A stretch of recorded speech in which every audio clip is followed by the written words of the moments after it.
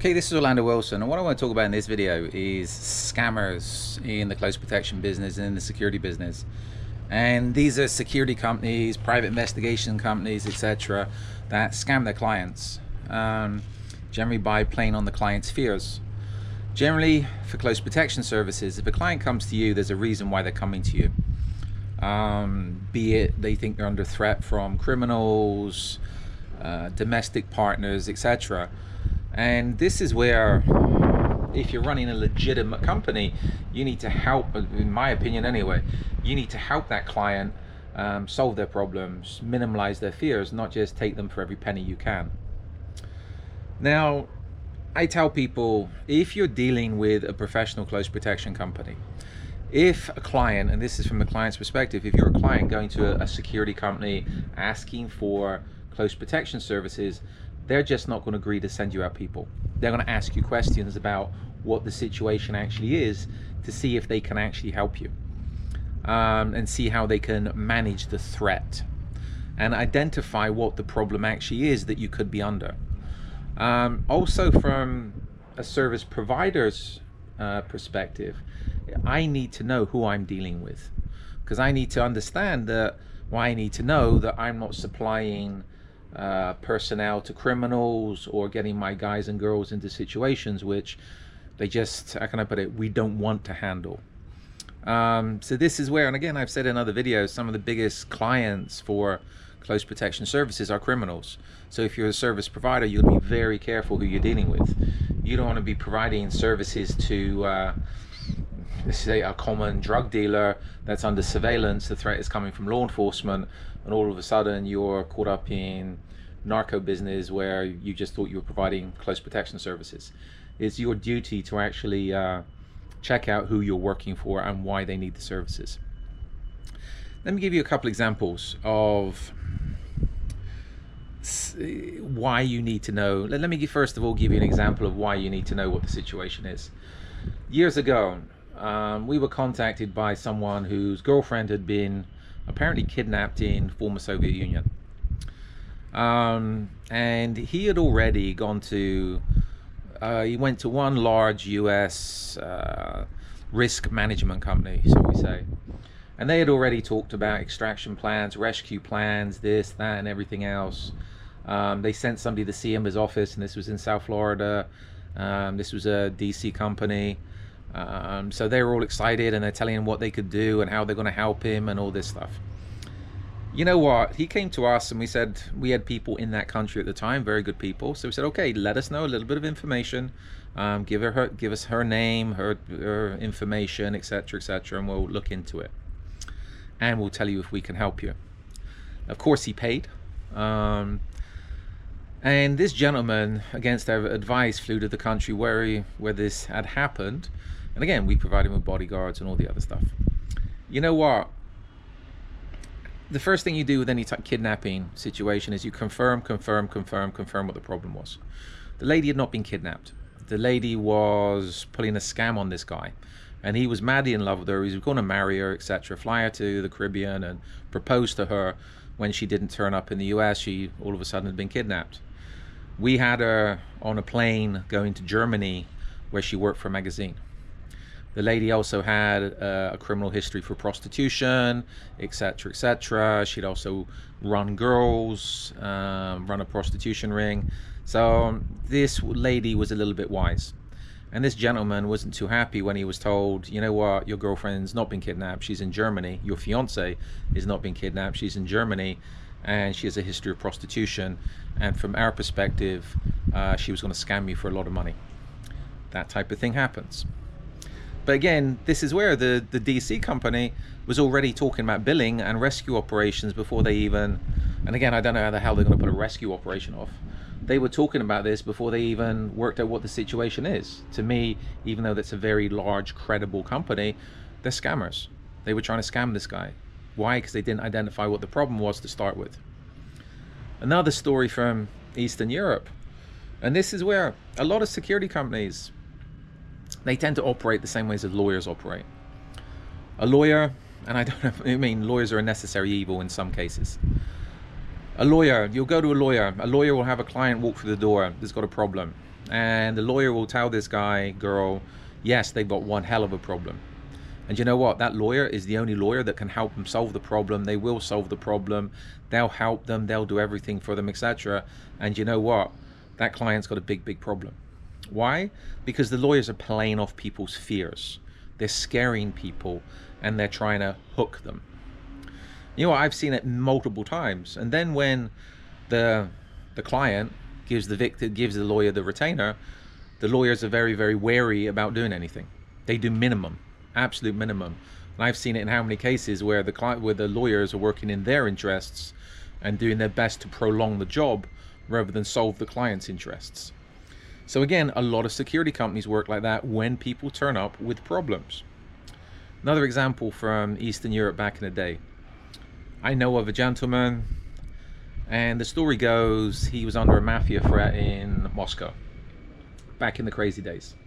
And he went to a security company that was recommended, etc. And the security company was like, yeah, you got a big, big mafia threat. They're after you. They're going to kill you. They're going to do this. They're going to do that. And they supplied him with bodyguards and an armored car and everything he needed. Put him into hiding, 5-star hotel, give him everything he needed until they could extract him to the airport to get him out of the country. And they got him through customs and all the rest of it. You know what? This gentleman, I would say, was scammed. He might have had a disagreement with somebody, a business disagreement, but I don't think he was under any physical threat, etc. He just went to a security company because he was afraid, and that security company played him. The funny thing is that gentleman was living in Adventure in South Florida, which, going back how many years, was right next to Sunny Isles, which was a big Russian part of South Florida. So I think if he had mafia issues, he wouldn't have been too hard to find and too hard to take care of. But this is it. Again, from a client's perspective, you have to be very careful if you're going to a lot of security companies to ensure they're just not exploiting your fears. I know another one. I'll give you a couple more cases. I know, again, in South Florida, one security company, they were actually using their guys to follow a woman around when they had protection personnel with her. She went to them, she had a domestic issue, etc.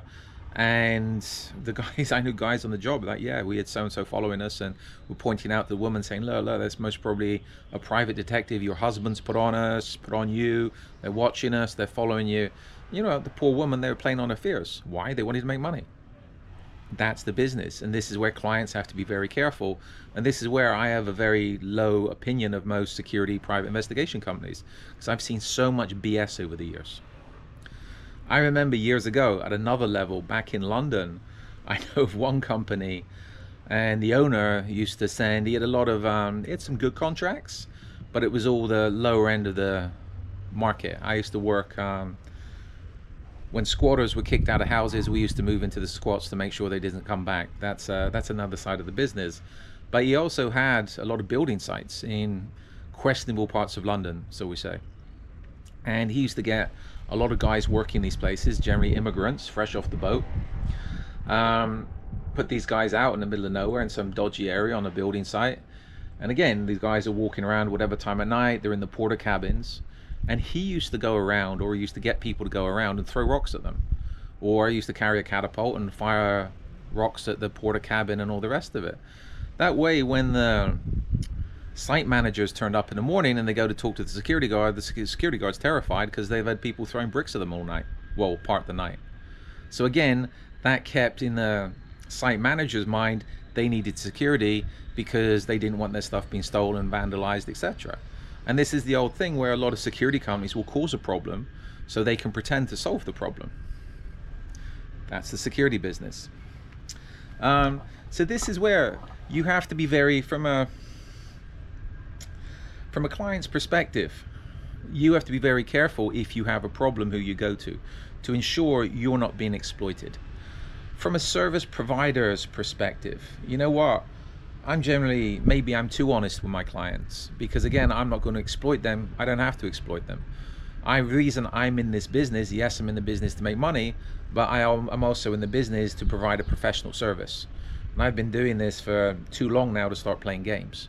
Because again, it's very easy to get a bad reputation, and you know what? A lot of what these people are doing can be classed as fraud, which is criminal. So again, it's there's a lot of scammy security companies out there, and again, in some ways, they're just trying to make a quick buck.